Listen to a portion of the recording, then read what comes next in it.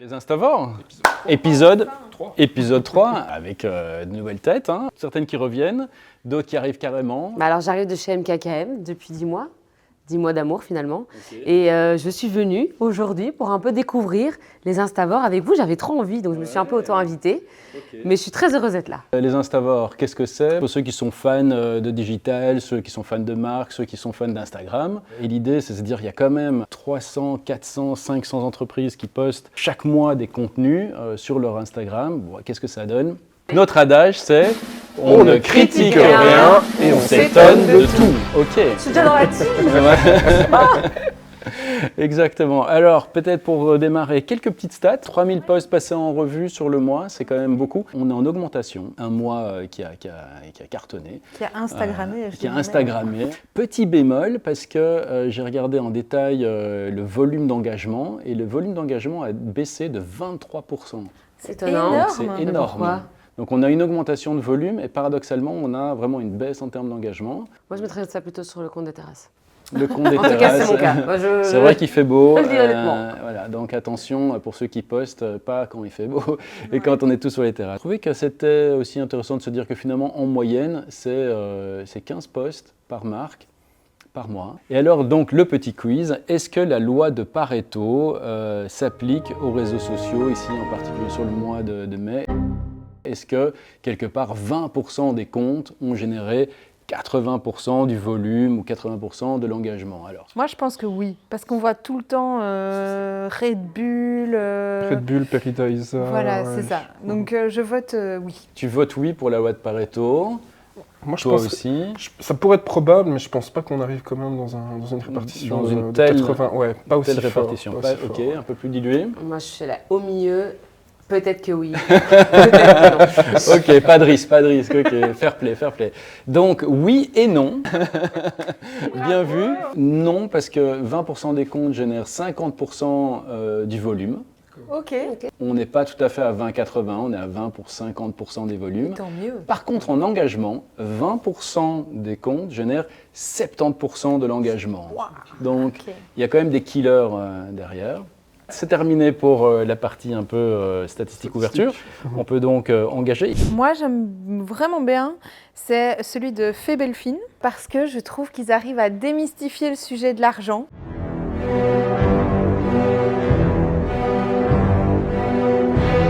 Tout le monde doit confesser les fois où ils ont fait n'importe quoi avec de l'argent. Et je trouve que c'est un gros enjeu, d'ailleurs, de démystifier cette histoire de l'argent, de demander des conseils, etc. Parce que ça a l'air toujours compliqué pour tout le monde. Et donc, je trouve que leur approche est hyper bonne. Cette approche-là de dire, balancer les foirages qu'il y a eu, oui, les confessions. C'est vraiment nickel parce que tu génères de l'engagement à balle. Parce qu'en plus, voilà, tout le monde le fait. Au plus, tu vois que les gens ont commenté, au plus tu as envie de commenter.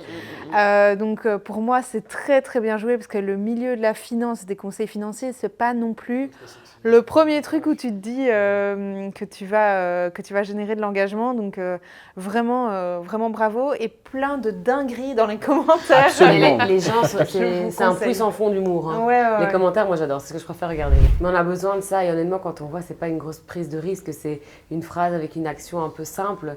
Mais les gens, c'est ce qu'ils aiment, c'est leur quotidien et c'est là qu'ils s'y retrouvent. De nouveau, il faut arrêter de croire que pour réussir sur les réseaux sociaux, on a besoin d'une production à 15K, quoi. À 15K, pas du tout. Là, franchement, si même ça a coûté 100 €, je serais étonnée. Alors, moi, mon poste préféré pour ce mois-ci, est-ce que vous savez ce qu'est la Jupicine?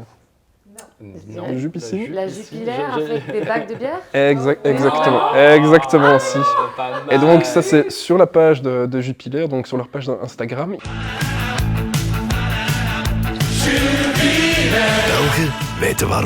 Ils ont lancé une sorte de campagne de communication, mais en 3 étapes. Première étape, c'était quelques publications qu'ils ont fait sur des endroits emblématiques de la Belgique, donc la Grand Place, Bruges, le Cinquantenaire. On voyait clairement que c'était un montage photo avec une piscine Jupilaire derrière, 1 ou 2 personnes.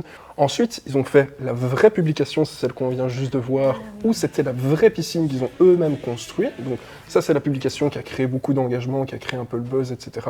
Et dans une 3e étape, qu'est-ce qu'ils ont fait? Ils ont fait une dernière publication où ils lancent un jeu concours. Donc quand on va chez Carrefour et qu'on achète un casier de bière Jupilaire, on peut participer donc au concours pour gagner la piscine géante Jupilaire. Et je trouvais ça génial, cette campagne en 3 étapes, vraiment, avec cette deuxième publication où on voit vraiment la vraie piscine avec les gens dedans, Ouais, qui a vraiment bien buzzé. C'était leur meilleure publication sur le mois de mai. Des étapes qui sont vraiment en crescendo, on attire l'attention, on montre quelque chose qui est réalisable, et après on te donne la possibilité d'y avoir accès. Je trouvais ça vraiment super Et le chouette. concours qui génère forcément là, Ouais, mise en exactement. base de données, enfin, tu as tout un cycle marketing qui s'enclenche, quoi. Ouais. Et alors, la question à 1 million d'euros, t'as participé? Pas encore. Faut que je passe chez Carrefour bientôt. Ouais, Mais ça, ouais, je vais participer. Qui trouverait ça génial de faire une piscine avec des bacs de bière à part des Belges? Vous voyez, franchement, c'était bon ça. Et donc, ouais, ça c'était mon coup de cœur, entre guillemets, du mois. C'est la jus piscine. Effectivement, Ouais, j'aime bien. le Belge, c'est pourquoi, de Bergen, Warum. Ouais. Moi, c'est celui de Paradisa. Ouais. Je vous ramène un peu de douceur, on le regarde d'abord ensemble. Ouais. Parce qu'en fait, il n'y a pas grand-chose à expliquer à part que c'est trop cute.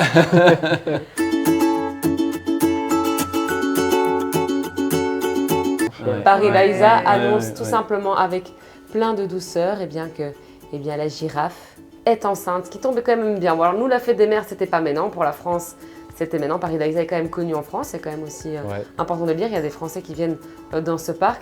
Donc ça tombait bien. Je sais pas si vous voyez dans la peluche, il y a le petit test de grossesse que la peluche tient au début. Ah, non, j'avais pas C'est vu. ça. Ouais, Et je trouve ok, ça ok, ok. super Sur la juste patte. mignon. C'est simple, c'est efficace. Et, Ouais, ouais, ouais. et je trouvais ça juste trop mignon. J'ai juste envie d'aller m'acheter cette petite peluche et d'aller embrasser cette girafe. Donc c'est une campagne qui est faite par Stella Artois, Dont on avait déjà parlé le mois passé. En dont plus. on a déjà parlé. Ah ouais. Mais alors cette campagne, moi je la trouve géniale avec l'idée d'utiliser finalement les retards Ah, excellent. voilà, dans les aéroports.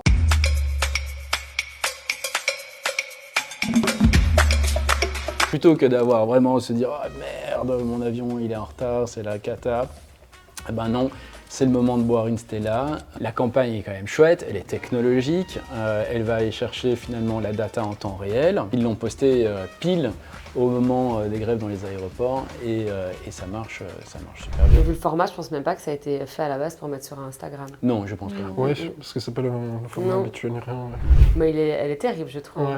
D'allier quelque chose de négatif avec C'est ça en fait. aller boire une bière, enfin, franchement, c'est Ouais. chouette. Et c'est vrai, c'est connu dans le monde entier que les avions ont du retard. Ce mois-ci, c'était la fête des mères, Ah ouais. pour ceux qui ont oublié. Est-ce que vous avez vu des chouettes posts de fête des mères? Parce que moi, pas. Mhm.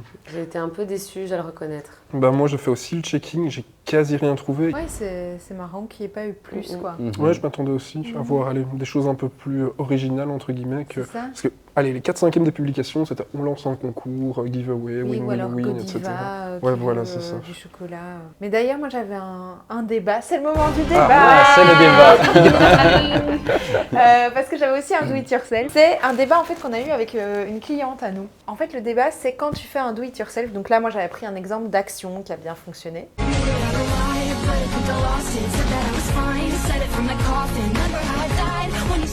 Est-ce que vous montrez le résultat final au début de la vidéo ou juste à la fin? Ah ouais, juste. Donc la cliente, dans notre cas, nous, c'était une recette. Elle disait que ça donne pas envie de regarder jusqu'au bout si tu sais pas ce que tu vas faire. Moi, à l'inverse, là, il ne montre pas le résultat de fin et je regarde jusqu'au bout parce que je suis là, mais qu'est-ce qu'il va faire avec ça? Voilà, je voulais avoir votre avis un petit peu là-dessus. Est-ce qu'on montre le résultat final avant ou après? Ouais. Moi, je pense que sincèrement, ça dépend de la longueur de la vidéo. Exactement. Pour moi, c'est ça. Pour Je moi, vais me c'est faire pareil. swiper ou pas. En fait, en vous entendant, je crois que la différence, c'est aussi... Là, on est sur du do-it-yourself bricolage. Et je crois que par contre, en recette food, là, on veut voir le résultat dès le début. Ouais. Pour avoir l'eau à la bouche. Oui, et parce que bricolage, tu te dis un peu, ouais, en Mhm. effet, qu'est-ce qu'ils font avec ces poteaux, etc. Trop marrant, tandis que tu vas jamais te dire ça avec une recette, tu vas pas dire, qu'est-ce qu'ils font avec de la farine. Enfin, Ouais, c'est ça. il y a moins un mystère, quoi. On a parlé de la fête des mamans Mhm. qui est passée, mais qu'est-ce qu'il y a eu aussi ce week-end? Les 20 km. Les 20 km Ouais. de Bruxelles. Et là, qui est-ce qui s'est positionné évidemment? Décathlon. Decathlon. On regarde ça ensemble. Il est l'heure de se réveiller. Good morning Brussels. Het is tijd voor de 20 kilometer door Brussel. J'espère que vous êtes prêts ce matin. Alors voilà, simple, efficace, lancement d'un début de 20 km de Bruxelles avec Decathlon évidemment qui doit certainement être un des plus grands ambassadeurs des 20 km de Bruxelles. Je trouvais ça chouette, peps, dynamique, petite phrase en français et en néerlandais parce que Teta lequin in België, Ouais. ja. Et puis il n'y a rien à faire, les 20 km, cette année il y a eu 50 000 personnes qui ont participé, C'est énorme. dont notamment ma collègue ici. Et je suis contente que ce soit pas moi qui ai soulevé le sujet. C'est pour ça que je l'ai fait. Voilà, Je la connais par mais cœur. je trouve ça important qu'on le dise. En combien de temps, tu peux le dire? En 1h56. Voilà, ce qui est déjà énorme. Et donc, du coup, tout le monde connaît quelqu'un Qui les a qui fait. les a fait. Et tout le monde a été inondé, je pense, hier de Alors, la publication. La fameuse 20 photo kilomètres. où tu prends ta médaille dans tes dents. Ça j'ai vu partout. Mais en même temps, c'est mérité. Et en même temps, pour les avoir fait, en effet, tout le monde porte au moins un bazar Décathlon. Mais c'est normal. Je trouve que plus les années passent, plus les 20 km amènent du monde. Quoi. Mhm. Ah oui, mais t'as un C'est dingue. phénomène autour de la course qui est quand même pas mal. Hein. Ouais. Et qui devient très associatif et solidaire. Surtout que cette année, il y a de plus en plus de personnes qui couraient avec des personnes qui étaient à mobilité réduite et qui poussaient. C'était un vrai fait. Il y en a eu beaucoup cette année et ça, c'est vrai, c'est pour l'inclusion aussi. Pour pouvoir faire ces 20 km tous ensemble, c'était très émouvant ces images. Ouais. On parlait des 20 km, on parlait de l'actualité, il y a aussi la Brussels Pride. Ouais. Et on parlait de débat. Alors, est-ce que, Ah. oui ou non, faut-il se raccrocher ou pas à ce type de thématique? Bon, moi, j'ai trouvé ça bien. Pour une entreprise, c'est risqué à deux niveaux. Un, parce que ça peut être vu comme de la non-authenticité. Je profite d'un phénomène et je m'y associe, alors bon, quelle est ma crédibilité dessus? Ça peut être à l'inverse, des personnes qui sont pour, contre, ou plutôt contre, et ça peut t'envoyer une volée de bois vert. Ici, ce n'est pas le cas. C'est très bien fait, c'est très beau, c'est très propre. Donc voilà, débat aussi, les marques, est-ce qu'elles doivent se positionner? Alors il y en a eu quelques-unes. Donc il y a eu la VUB, il y a eu Greenpeace, il y a eu Oxfam. Bon, tout cela, on peut s'y attendre. Moi, je trouve que c'est chouette de se positionner. Je pense que c'est l'occasion. Alors, par contre, je ne dis pas que c'est facile. Je pense qu'il y a pas mal de risques associés au niveau de la réception de l'info. Mais je pense que c'est intéressant d'avoir de plus en plus une personnalité de marque. Je crois que c'est ça qui fait la différence sur les réseaux sociaux. Évidemment, il y a plein d'autres aspects à prendre en compte quand on est une marque, mais d'un point de vue réseau social, je pense que c'est en s'affirmant sur des sujets qu'on fait la différence. Je trouve que les marques font partie de la société et elles ont leur rôle. Et moi, je trouve que c'est vachement bien. Si nous, d'ailleurs, même en tant que société, on encourage les marques, on accepte aussi que les marques prennent ces positions parce que finalement, elles font évoluer la société comme nous, on les fait évoluer. Donc, il y a un vrai dialogue qui est intéressant. On pense quand même pas mal aux étudiants. Ouais. Qui sont en blocus pour l'instant d'ailleurs, on pense très fort à eux. Ouais. Et il n'y a rien à faire, l'IEX fait partie quand même des écoles, en tout cas dans son domaine, c'est-à-dire en publication, communication, relations publiques, qui est assez connu. En fait, voilà, ils ont voulu juste montrer les résultats des ateliers des étudiants. Et souvent, en fait, on oublie que nos jeunes étudiants, qui sont les futurs travailleurs de demain, qu'est-ce qu'ils ont du talent. Et je trouvais que c'est un poste simple, brut, sans prise de tête. Juste montrer le travail d'étudiants avec leur nom, etc. Et pourquoi pas, moi en tant que marque, tomber là-dessus et me dire, tiens, par exemple, Madeleine, eh bien, j'aime ce qu'elle fait, je vais l'appeler, peut-être pouvoir créer déjà de l'emploi. Ça part parfois comme ça, c'est ça le pouvoir des réseaux sociaux. Et je trouve que c'est trop chouette parce qu'ils ont l'air fiers de leurs étudiants et ça change un peu.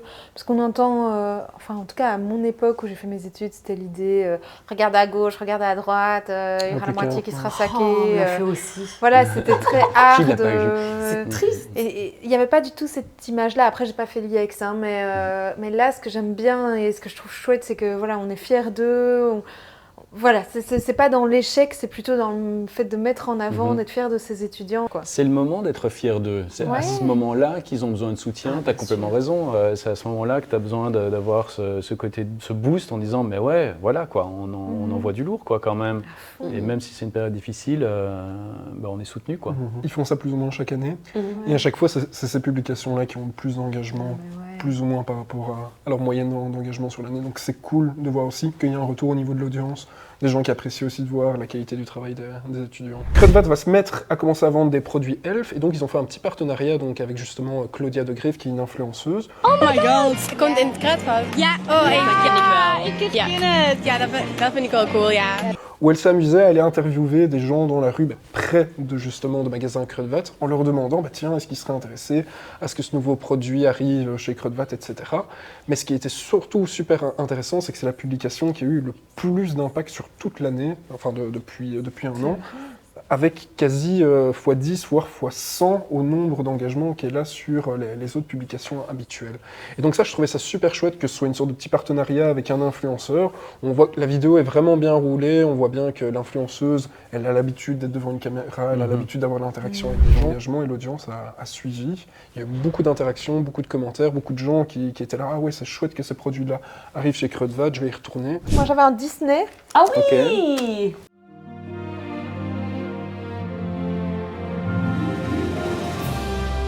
Pour les connaisseurs de Disney, où avec les 10 premières secondes, on doit découvrir le film Disney. Et ça, je trouve que c'est vraiment une recette.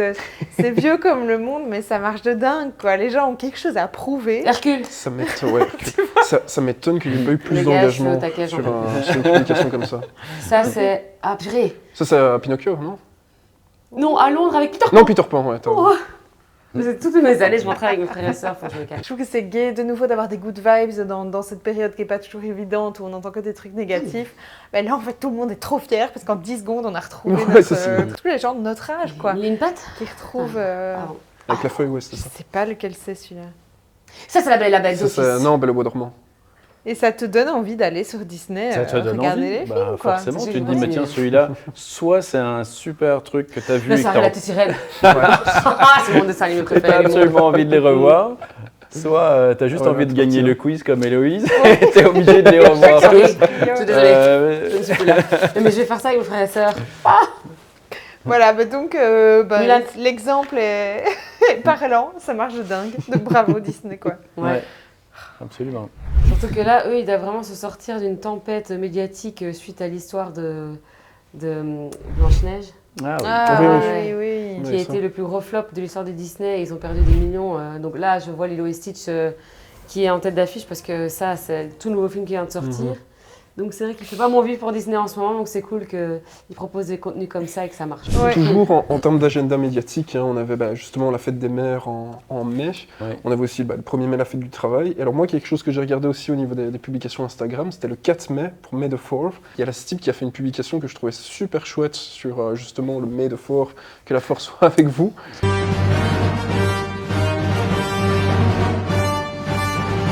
Ils ont réussi à prendre quelque chose qui faisait partie de l'agenda médiatique, dans lequel ils ont réussi à ça, faire ressortir plein de On l'a leurs tous produits. fait. Hein. On l'a tous fait. Hein. Exactement. Non, allez, arrête. Si, C'est si. génial. Et le fait de pouvoir mettre le fait en avant de pouvoir payer avec sa carte de banque pour ouvrir les portes, un peu comme Ouais, Banana, ouais. je trouvais ça génial en fait. Bon, et c'était quoi, vrai. à quoi est-ce qu'on peut s'attendre pour le mois de juin? Qu'est-ce que ça va être les gros sujets selon vous? Mais les vacances, hein. Je le vois plus sur le blocus. Ouais. J'ai l'impression, fin mai, début juin, on va arriver vraiment sur les publications un peu mood blocus, etc. des marques. Et après Expo, début de l'été aussi. hein. Début Ouais. d'été, Vacances, surtout après barbecue, blocus. Ouais, barbecue, barbecue, Ah, quand même. Fête des pères aussi. Fête des pères hein. aussi. pères. ouais, fête des pères. Ah oui, c'est On vrai. pourra comparer d'ailleurs si oui ou non. Hein. Ouais. Il y a eu Mais- plus. Notre Ouais. message a été entendu. C'est une impression, mais je pense qu'on aura beaucoup moins de publications pour la fête des pères. Voilà, on arrive déjà au terme de cette session. Pas mal, tu reviens. Cœur brisé de finir, mais c'était trop chouette. Je suis trop contente. Si vous êtes amené à trouver des chouettes posts ou bien que vous-même vous en partagez et que vous en créez, ben surtout n'hésitez pas à nous les envoyer, on sera là pour les analyser et on n'oublie pas qu'on ne critique rien et on s'étonne de tout. À la prochaine. À la prochaine.